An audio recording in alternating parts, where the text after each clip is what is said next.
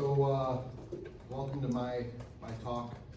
My name is Edwin Collazo, and I own City Built Brewing Company. We've been open for about 3 years. I'm Puerto Rican. Our brewery is a Puerto Rican-inspired brewery serving Puerto Rican-inspired food. But we serve lots of tacos, which are not Puerto Rican. But we sell a lot of tacos. Grand Rapids loves tacos. So,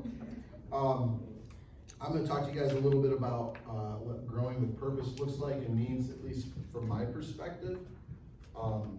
There might be points in my story where you wonder why I'm here, and the reality is it's never too late to add purpose to your effort, right? And so, have you ever gotten in trouble or done something at home and your parents say, "Did you mean to do that?" Is that ever like, if you broke something? No? Do they just assume you meant to do it? Yeah. What do you think that they're trying to establish by asking that? Does the word intent, does that mean anything to you? They're trying to figure out, did you purposefully break that or hit that person or make that decision? So they're trying to establish intent. Intent is a big deal because intent establishes purpose, right, or motive. And so I'm going to talk to you about 6 things.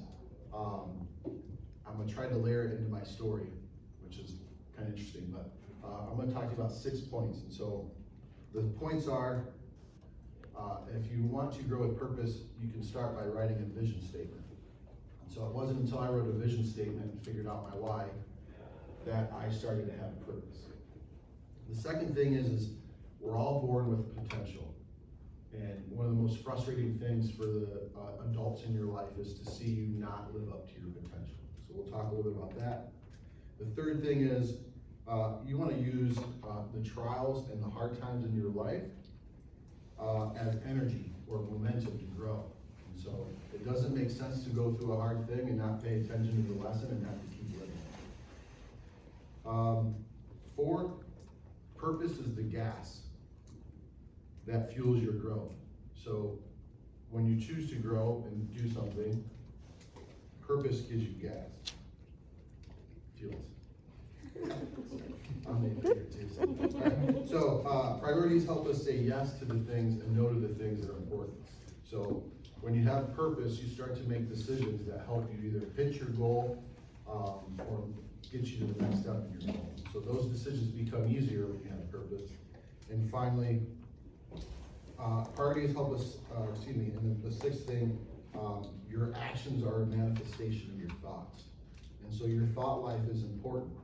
And so we'll talk about how that played a role in my life too. So first of all, I'm from Defiance, Ohio, which is a small town in the northwest part of Ohio. I lived there till I was 14. When my mom got promotion and we moved to Jenison, Michigan, and I came kicking and screaming. Everything that was familiar to me and that I loved was in Defiance, and everything that was different and not right was in Jenison. And so it was a culture shock, not just for me, but for Jenison to have me there. So when you guys look around this room, you look very similar. You have very similar characteristics. Well, I stuck out like a sore thumb in Jenison. And so, but it's okay. It was part of my growth. So I attended Tri-Unity Christian High School. I have a degree, 2 degrees, one in education, PE and health, where my focus is, and then I have a degree in child development. It took me a long time to get those degrees. I was in school for 7 years. So most people are on a doctor track when they're in school for 7 years. I can remember at year 5 asking one of my advisors, how do I get out of here? I'm done being in school, the party's over and I'm still here and everyone else is gone. And so basically I found my way into being a teacher because they said, well, if you take these classes, you'll graduate with these 2 degrees. And so I said, okay, and I did it.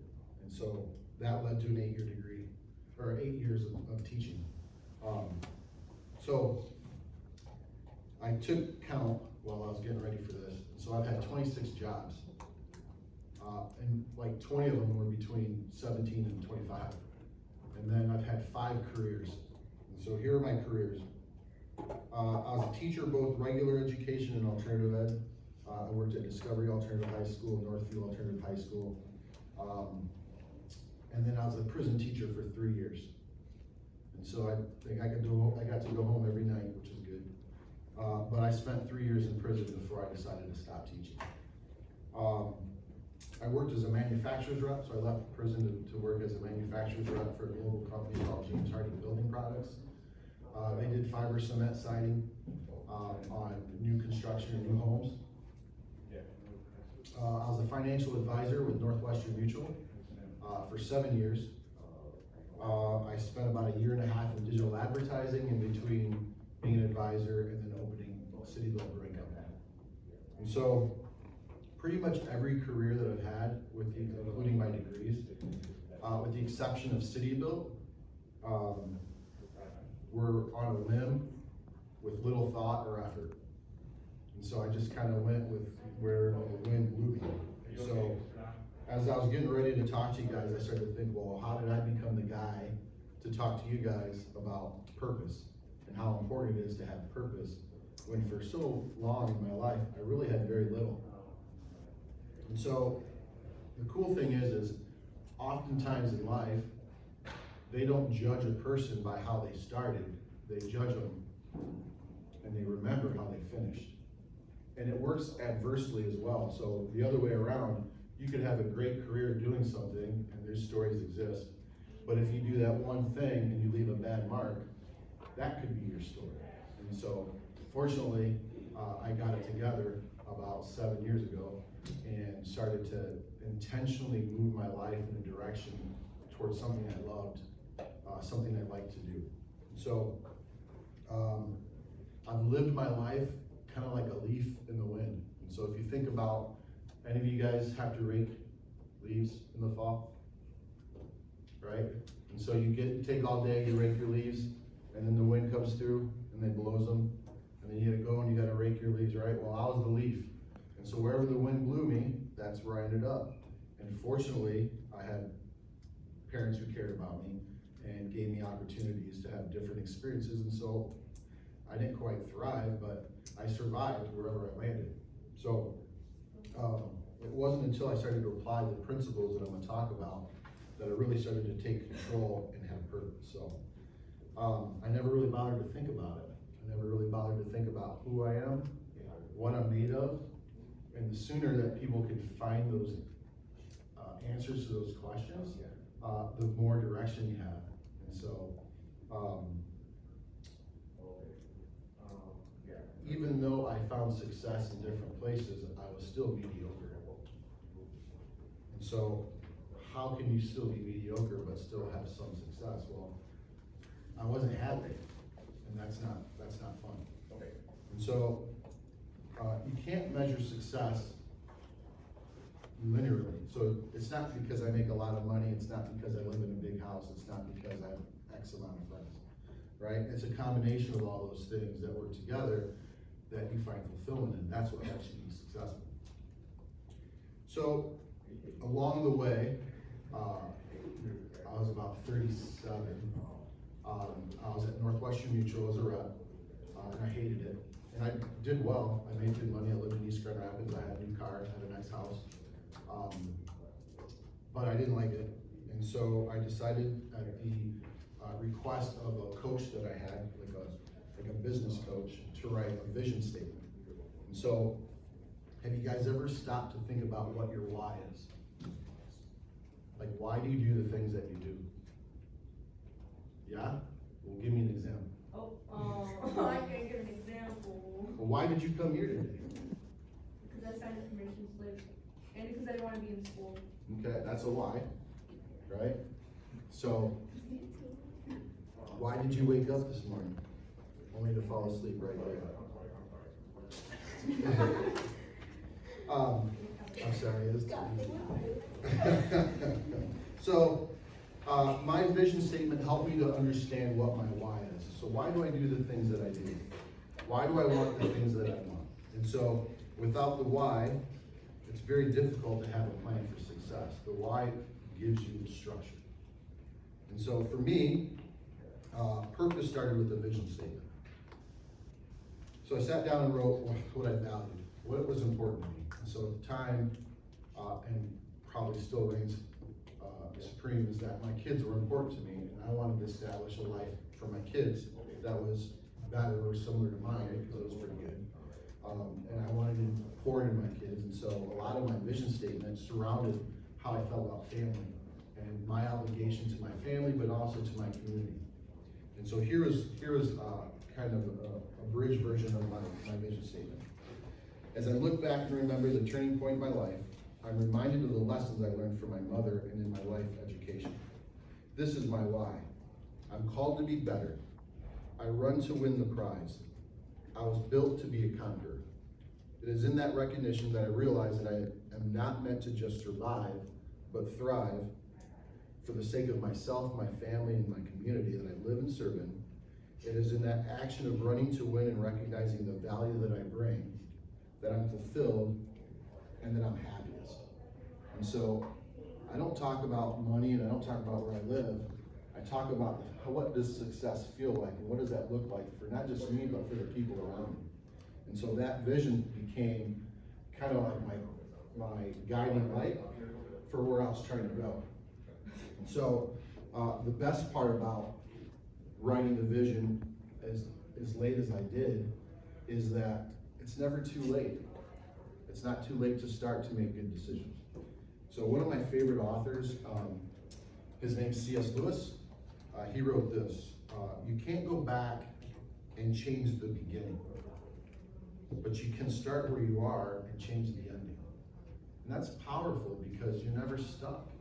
It's never too late to start to think about how you relate to the things and the people around you.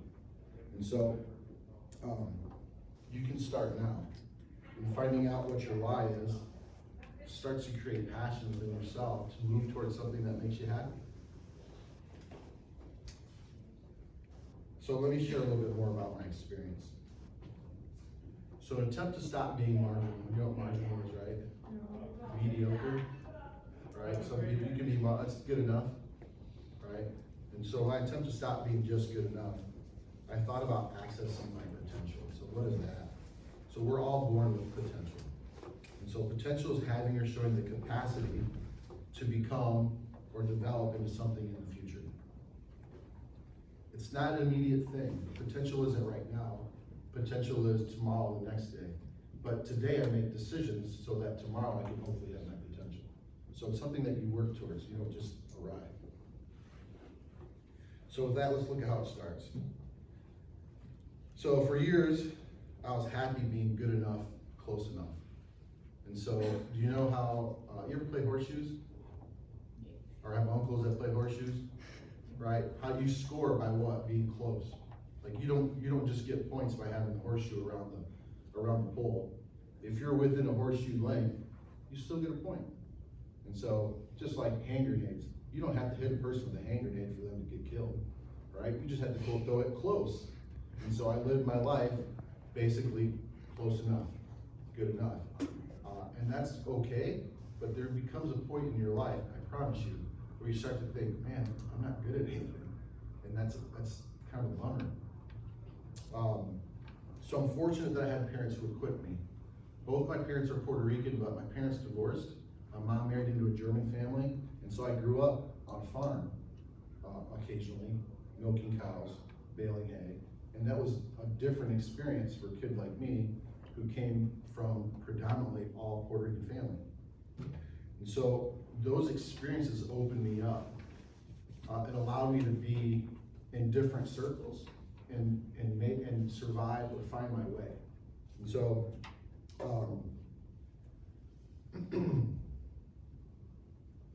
so basically what I figured out is it doesn't matter where I land, I'm gonna be okay. However, I'm not happy with just being okay. So what I found is in the quiet moments, I realized that only okay sucked. And it wasn't for me. So there's this proverb that states, train up a child in the way he should go, and when he is old, he will not depart from it. So stop to think about the science for a second of planting a seed mentally for somebody. And then, what do I mean water it? What do you think that means? You're my favorite. Let it work dry or something? Yeah, absolutely. So you're gonna do little things to feed, right? If you had a plant, you don't just let it sit in the window, right? You feed it. Some people talk to it. My wife talks to it. Some people play music for their plants. And so how do you grow that seed? So it's almost like a Jedi mind trick. Like you don't see it happening, it just happens, right? And so if you take the time to water the seeds that your teachers, your parents, and other adults, influences in your life are, that's good and bad, right? So you pay attention to the good things and water those, and you brush off the bad things. And so what I found is the earlier that you start to water those seeds, the earlier you'll bloom. And so for me, I bloomed at 37. And I talked to my mom this week and told her I was gonna do this. She was supposed to be here. But she says she remembers thinking about this proverb, like, I kept putting these good things into you, but I was kind of a punk for a long time. I had all these good things going for me, but I wasn't watering them. I bought a house when I was 21 years old. And then I partied in it so hard that I had to sell it. Actually, I gave it back to the bank because it was ruined. And so I wasn't watering the good things. And it cost me. Today, I would tell you, I've done a lot of dumb things in my life. But the one regret I have is that I didn't cherish the fact that at 21, I bought a house that was right across from Jack Ball Park, because I would live in it today. And so it's important that we don't shrug off those opportunities, that when people are sowing into us, sowing seed, that we don't water. Have you ever heard of the concept nature versus nurture? In science class, maybe? No? So it's the idea, it's the argument that our biology or our environment play a bigger role in our development. And so some people come from a wealthy neighborhood in a good school with 2 parents in their house with no wants. They have everything. That person, it doesn't mean that person is gonna do better than a person who doesn't come from that. However, this person is nurturing the fact that what they do have, they're feeding. And so my parents didn't, they divorced. Well, that doesn't mean that my life is gonna go a certain particular way because of that. It's the things that you feed that will grow. And so this idea, this constant battle between nurture and nature, that exists with us. And so you can feed the one you have no control over. Your genetic makeup is your genetic makeup, right? You're born into the family that you're born in. So you have an opportunity to grow those things. So you take the good and you feed that. So quite often, I'm telling my kids, hey, don't forget who you are. You're a Koyaso. You're expected to be successful. You just have to choose it.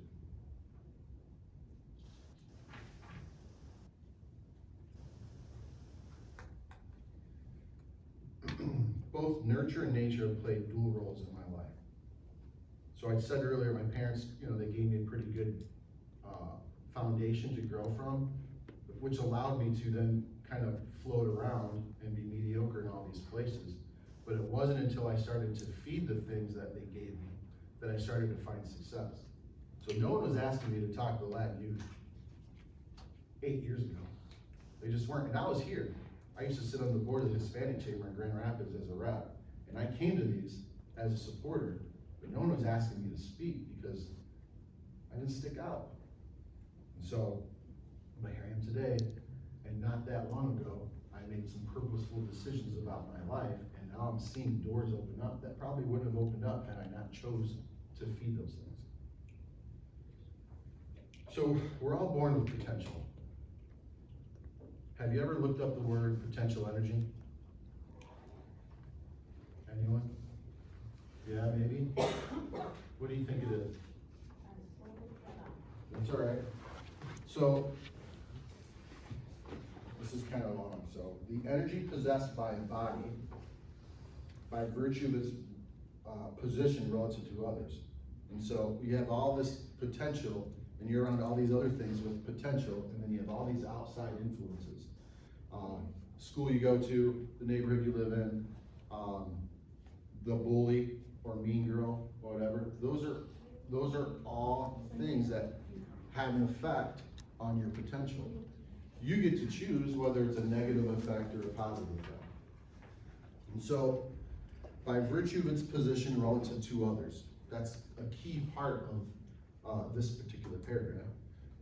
So I'm 100% Puerto Rican, with hints of defiance in Grand Rapids. So I spent a better part of my life, I would suggest I became an adult and a man in Grand Rapids. And so my life experience dictates that I'll likely be just like my parents, middle class, comfortable. But along the way, stressors and electric charges and other factors played a deep role in my coming up. And so I was on my path, I was on the path to not be middle class. I was on a path to be not as good as that even. And so a small change in my approach to my life changed my trajectory. It pulled me out of mediocrity. It pulled me into an opportunity where now I have a business that's thriving and growing in a city that's thriving and growing.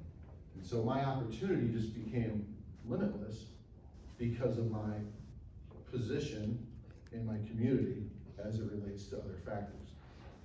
And you have the same thing. So yours will be different than mine, yours will look different than mine, but the reality is, if you stop to take inventory, you start to see your opportunity in whatever decision, or whatever position or situation you're in. And so, lots of factors can play a role, but today we're focused on how purposeful growth and intentional direction can help you not just fulfill your potential, but exceed it. Olympic athletes are a good example. You have athletes who their brother or sister were really good, and they're better because they approach their skill set differently, right? And then the other way around. So the last 3 years as a teacher, I taught in a prison, which was the crappiest job I think I've ever had, and I've had crappy jobs. I used to go into buildings and clean the hood system. So you know where the grease is, like we clean out the grease off the hood. I had that job for 3 days because it was pretty bad. And the guy next to me said that he stabbed someone, so I didn't go back. So I didn't want to be the next guy. So anyway, so for 3 years, I taught in prison, and it was a spiritually sapping experience. Like, I hated it. I could feel the hurt in the people around me, in the prisoners, and even more so in the other employees. The employees in a prison are harder than the prisoners, because the prisoners have to act a certain way, otherwise they get in trouble. The employees can do what they can act how they want. So I didn't like it. And so that was the electrical charge for me to make a change, was that I wasn't happy. And so that played out in my life. However, I didn't intentionally make a change. What happened instead was, I had a friend who worked for James Hardie who said, hey, we're hiring. You could probably double your income. I can get you in. I didn't talk to my wife, my ex-wife. I didn't talk to how that affected my family or insurance benefits and all that. I said, I'm out. And so 3 years, almost to the day, I started March 3rd in 2006 at the prison, and then, and then I left March 6th, 2006. And so I left to go to James Hardie Building Products, where I doubled my income, had a super nice truck. They paid for me to take people out. So I was constantly going out to dinner. I gained a ton of weight. I spent a lot of time in my truck. It was great, kind of. However, I didn't pay attention to the industry I was heading into. And it's important when you make big decisions to be intentful and maybe do a little study. So before you leave your state job where I had great benefits, my mom used to ask me, how do you miss so much work? And I was like, well, Mom, I'm not missing it. I work for the state. They let me leave. And so I got lots of days off, and I got paid for it. And so I left to go work for this company that was strongly or heavily invested in new construction, new houses. And so 8 months after starting there, I was laid off, and I didn't have a job. And it was hard. And so what I found myself doing was, I found myself driving from Grand Rapids to northern Indiana, southern Michigan, to side houses. And so I'd go down there and sleep on a couch, and if I was lucky, I'd go to my uncle's house and sleep on his couch. But typically I was at this farmhouse, and it was gross. But I would go down there and I'd work for 3 days, and we were siding these condos that are right on Lake Michigan. And we would be on this, you know what scaffolding looks like? Like people will build a house, they'll build scaffolding so they don't have to be up and down ladders. So we were on scaffoldings that sat on a boat. And I'd have a air gun in my hand, and I had to hit this nail exactly 1 inch from the top of this. And so the boat would be doing this. It was also winter, and I remember wearing 2 pairs of gloves, and my hands would be frozen all day. I hated it. However, I made an intentional decision, but I wasn't intentional about doing the research it took to make that big change in my life. And it played out poorly for me. So, I needed a job. My father-in-law was an advisor at Northwestern Mutual. He liked me, and he thought, I think I can help you get a job at Northwestern Mutual. I didn't know how money worked. I didn't talk to people before that I talked to people, but like, I didn't go out and try to change your mind about how you spend your money, like I learned at Northwestern Mutual. But I took this job, again, little thought, with little intent, not understanding really what I was getting into. But I spent 7 years there, and I did all right there. I was a college unit director, I became a mentor, and I became a bridge builder for new reps into our profession and for my clients into understanding how to take care of their families. But I had a mediocre career. I just did okay. I don't think that my peers respected my practice. But along the way, I learned some things. And so we talked about gain wisdom through hard times. Just because you go through hard times doesn't mean that it's bad. Most people often grow the most when they're paying attention during hard times. And so that's what happened. What I did was I became a really good networker. I became really good at meeting people, introducing myself, and showing value in the things that I did. And so when I decided to do CityBuilt, I had this huge pool of people to talk to about what my next plan was. And because I worked hard at meeting people, I was able to get what I needed next. Do you have a question? Oh. So something clicked for me. I started to take inventory of what I was good at, what I like to do. At the time, I had been home brewing for about 12 years, 10 years. And I thought, well, I'm good at this. And then I found, I had been studying the culture of beer and the culture of the industry, and I realized I was almost an expert at it. And so I started to take the things that I was good at, I layered my vision over it, and I realized I can be all the things that I want to be here. And if I can be a Northwestern Mutual rep, which is probably the hardest job I've ever done, I can do that here and be in love with what I do at the same time. And so I used those trials in my life to grow. They became momentous moments. There's a book this guy wrote that's called 7 Habits of Highly Effective People. And in it, he talks about using momentous moments to catapult you to the next thing. And so that's what I did. And so the only time a hard or bad thing that happens to you is hard or bad is when you don't learn from it and you don't grow from it. And so, again, in 2011, I started to write down what was important to me. I came up with a vision, and then I started to layer it on top of the things that I was good at. And so, I found that if I pay attention in hard moments, I gain wisdom through the trials of life.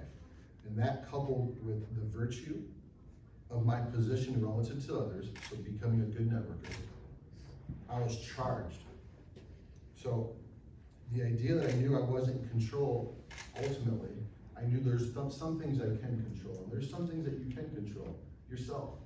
You can control the decisions that you make. You can be purposeful about how you behave in any particular situation.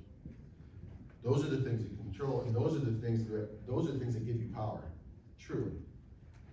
So once I had purpose, City Built became the goal, but City Built wasn't the dream. City Built supports my dream. And so the purpose is to build bridges for people, for my community to connect to for me to connect my very non-Hispanic community with what it looks like to be around and experience with hospitality in Puerto Rico and our food. And that's what I did. And those things, again, potential energy, what I am in relation to my community, well, I happen to be at a great time in Grand Rapids where they really appreciate culture. And so I'm taking advantage of it. So purpose is the gas that fuels your growth. It's in my realization that I was created to thrive and make waves that I had purpose. Purpose is the gas that fuels your motion. So purpose helps you make good decisions about what you want to do. So I now had fuel, so we talked about nature versus nurture. Well, all these things started to align for me once I started to pay attention to what I was doing, once I had purpose. And so nature and nurture and now purpose were perfectly aligned to reach my goals. So I think where people err most as they approach life, and I'm right on, I feel so good about that. So, is that they start to approach life like there's a finish line. There's no finish line. So we live on a continuum. Do you know what that is? A continuum. It's something that just keeps going, right? There's no end. And so continuum is something that changes slowly over time. And so you'll find in your life, whether you see it or feel it or not, is you'll start to change based on potential energy, based on the factors around you, based on your purpose, and understanding your why.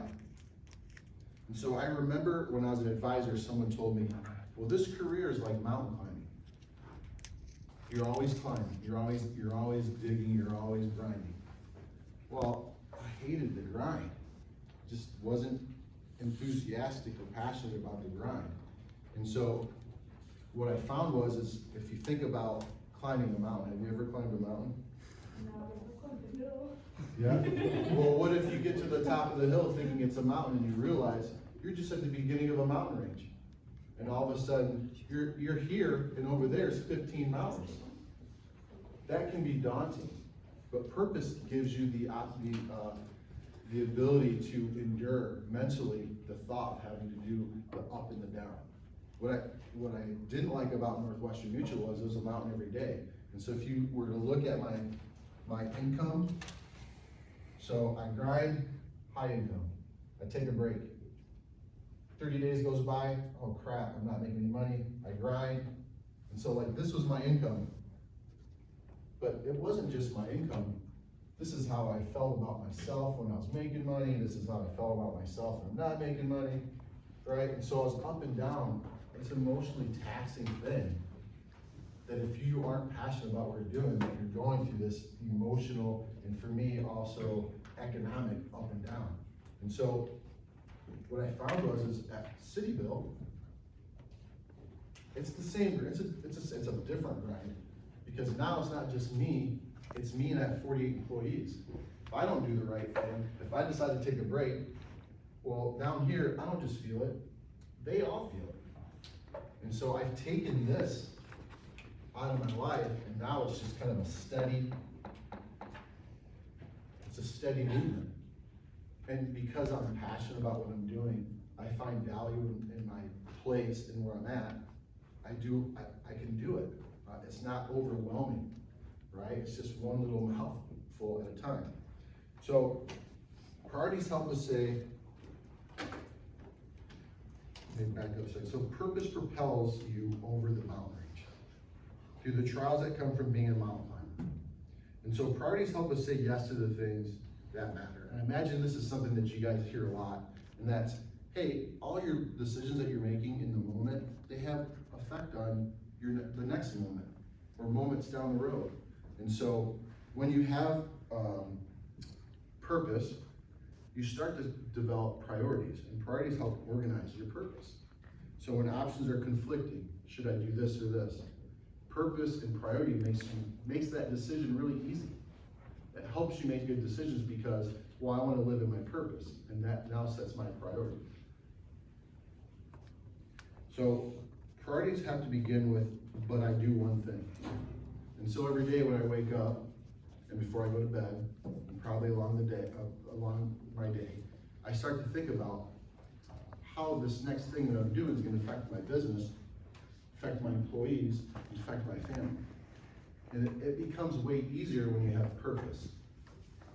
So, without defining a central priority, there can be no sensible priority in leading your life. So directions help focus your efforts. You ever take a magnifying glass and find the sun? You can set things on fire. Yeah. Right? Like ants or paper or whatever. So that same thing plays out. What you're doing is you're taking the energy of the sun and you're so directing it into a point that it heats up and it starts a fire. That can happen with you. And so it makes it easier to say yes to doing the hard work that will help you achieve your goals. All of a sudden it's not hard work, it's just the next task. So these became underlying factors for my success. So finally, and this is probably the most important thing, your actions are a manifestation of your thoughts. So what does that mean when you think your actions are a manifestation of your thoughts? What connection do you get? What connection do you get between thoughts and action? You don't actually do the actions. So, Or the thoughts, you really sure about it. Sometimes you might think that, like, sometimes you might think you want something more like that, because, sure. So I had a mentor once say your audio and your video don't match. He said, you keep saying you want to be good at this, but then you make all these decisions that don't help you be good at that. And so when those things start to align, you'll do better. And so I'm a huge believer in positive self-talk. And so we each have a set of messages that play over in our head, right? You have this inner voice. The internal dialogue or personal commentary frames our reaction to life. So what I found is we live in a cynical world. People are more likely to bet against you than on you. That's just the reality of the time we live in. And so with that being our reality, it's important that your self-talk is that of someone who knows that they're a conqueror, they're an achiever. And so you have to be a light for others, but you more so have to be a light for yourself. When everyone was saying, well, that well-spoken brown guy is trying to open a brewery, but he probably won't, I was right there saying, well, watch me. Well, watch me. My wife walked through this journey with me. 3 years of raising money, and that is my wife. 3 years of raising money and trying to talk people into saying, hey, I know there's 30 breweries in Grand Rapids, but ours is gonna be different. And then having no clue what Puerto Rican food is, and tasting it and even saying, wow, that's really different, it's really good, but saying, yeah, but I don't see how you're gonna stick out. And so I can tell you that our food is 60% of our sales. And so while other breweries are having a hard time making it because they just do beer, we have a steady stream of people that come in because they want our tostones and our pastelitos and our ron gandule, right? They love it. And so I made a habit of betting on myself. In my conversation with my kids, I remind them who they are, who they belong to, and that they have to choose it. You just have to choose it. You on purpose say, this is what I'm gonna do, and no one's gonna stop me. So thoughts matter. What you say to yourself in the quiet, hard moments, they matter. I'm a huge believer in self-talk, and so when I'm falling or when I'm failing, even when life looks dismal, I'm telling myself it's going to be okay. This is only a small bump. I'm equipped to push through this. I will leave you with the following. So at the beginning of, when I wrote my vision statement, I also decided I was going to get a hold of my health. And so I started to train for the Grand Rapids Marathon. And so I ran the half marathon, it's 13.1 miles. I listened to the same book while I trained 5 times. It was a book called Think and Grow Rich by Napoleon Hill. And here's what I got from the book that I carry with me, that I share with my kids, I share with anyone who listens. It underlines my thoughts as it relates to my purpose. And so if you think you are beaten, you are. If you think you dare not, you don't. If you like to win but think you can't, it's almost certain you won't. If you think you'll lose, you're lost. For out in the world we find success begins with a person's will. It's all a state of mind. If you think you're the outclassed, you are. You've got to think high to rise. You've got to be sure of yourself before you can ever win a prize. Life's battles don't always go to the stronger or faster person. But sooner or later, the person who wins is the person who says, I can. Thanks.